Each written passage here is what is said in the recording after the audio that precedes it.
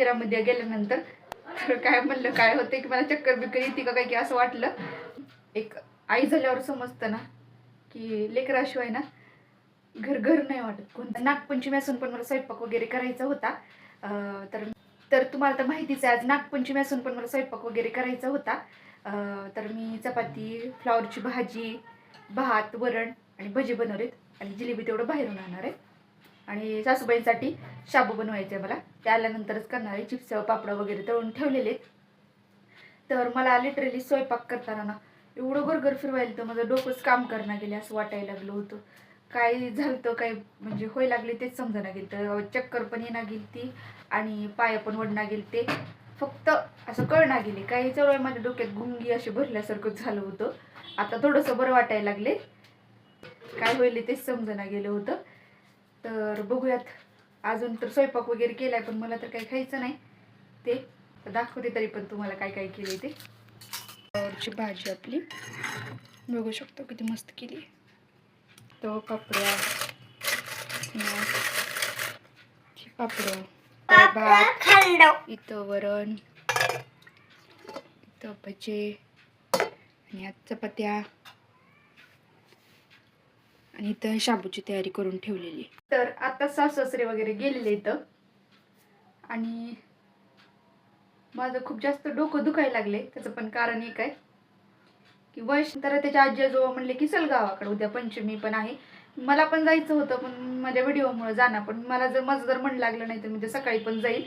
त्या गाडी तर आहे आपल्याकडं, जाऊ शकतो मी सकाळी सुद्धा. सकाळी जाऊन येईल 5-6 वाजता. तर का नाही बिलकुल माझं मन लागणं गेले आता. तर वंशला घेऊन गेलेत ना तर खरं सांगते त्यानं होतं तर पण माझं डोकं एवढं दुखायला लागलं होतं. कारण की सारखं कंटिन्यू त्रास देत राहतो. पण एक आई झाल्यावर समजतं ना की लेकराशिवाय ना घर घर नाही वाटत कोणत्या पण गोष्टी, बरं का. कारण की त्यानं गेला ना तर माझं मन एवढं भरून येईल ना आज, म्हणजे कधी एवढं लांब मला सोडून सवय नाही. पण आज त्याला पाठवलं, त्याच्या खुशीसाठी पाठवलं की उद्या पंचमी आहे आणि इथं शहरामध्ये तसं गोष्टी बघायला भेटत नाहीत ना, की म्हणजे झोका वगैरे अशा गोष्टी नसतात आणि इथं बांधता पण येत नाही. मग त्याला सगळ्या गोष्टी बघायला भेटाव्यात म्हणून त्याला पाठवलं मनावर ही ठेवून.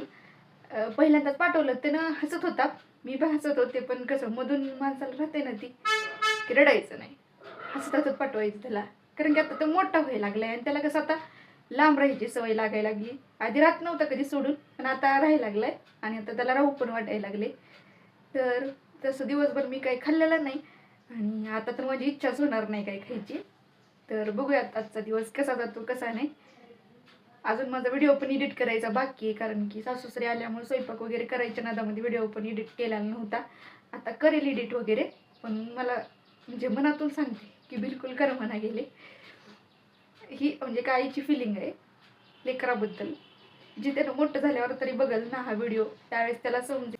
आईकडे जाऊन आत्ताच आले कारण की मला ना स्वयंपाक वगैरे उरला होता. पण आता माझा तर उपवास आहे तर तसं पण मला काही खायचं नव्हतं. डाएट पण असलं असतं मी काही नाही. मी आता असं काय करायला लागले, वाटोळं करण्यापेक्षा ना जे पण असेल म्हणजे आपलं ते आईकडे नेऊन देते तेवढंच. म्हणजे वाटोळं तर होणार नाही ना टाकून देण्यापेक्षा. आधी मला सवय होती की वाटोळं होते म्हणून म्हणून संध्याकाळी मी सगळ्या गोष्टी खायचे आणि त्याच्यामुळं अजून त्याच्यामुळं पण माझं वजन वाढलेलं आहे. की संध्याकाळी काय व्हायचं, खिचडी भात अशा गोष्टी, चपाती वगैरे किंवा भाजी असं उरती म्हणून म्हणून ना मी खायची. आणि उरती म्हणून खाल्ल्यामुळं तर वजन वाढलेलं आहे आणि खाऊन लगेच झोपायचे संध्याकाळी, अशी सवय होती मला आधी. तर ती सवय मोडली माझी, लई छान वाटलं लागलंय मला. आणि आता मी उरलं तरी पण का म्हणजे सकाळी काही केलेलं किंवा जास्त स्वयंपाक झाला माझ्याकडनं पण चुकून तर मी आईकडं नेऊन देते. तेवढं जेवण वगैरे करतील टाकून देण्यापेक्षा. आणि मला टाकून देवं वाटत नव्हतं, हेच कारण होतं ते खाण्याचं पण. तर आता माझ्या लक्षात आले मी आईकडे नेऊन देऊ शकते. आईजवळ असून पण मी विसरून जायचे की द्यावं नेऊन, हे माझ्या लक्षातच यायचं. मला का नाही वयस नसल्यामुळं बोर पण व्हायला लागले. जाऊन आले मी, पण माझं चॅलेंज चालू आहे म्हणून मला जाता येत नव्हतं कुठं, त्यामुळं मी गेले नाही. तर जाणं झालं तर उद्याच्याला दिवसभर जाऊन येईल पण. तर बघूयात. तर आजचा दिवस आपला असं संपलेला आहे आणि थोडासा मूड ऑफ पण आहे माझा, कारण त्यानं असल्यावर एवढं डोकं खाते माझं, डोकं पार जाम करून टाकते, एवढं डोकं दुखतंय माझं, कंटिन्यू त्याच्या मागं पळावं लागते. पण आता त्यानं नाही ना, तर मला एकदम मोकळं रिकामं वाटलं आले आणि चांगलं वाटणं गेले असं. पण त्यानं का नाही लय खुश आहे बाहेर जाऊन, कारण की कसं असते, आई आई जेव्हा आपल्या सगळ्या चांगल्या गोष्टी शिकवते ना, ते आपल्याला वाईटच वाटतात. ही मी अनुभवायला लागले स्वतः. आणि खरं मध्येच आई होणं सोपं नाही. तर व्हिडिओ आवडल्यास लाईक करा, शेअर करा आणि आपल्या चॅनलला सबस्क्राईब करा. चला बाय.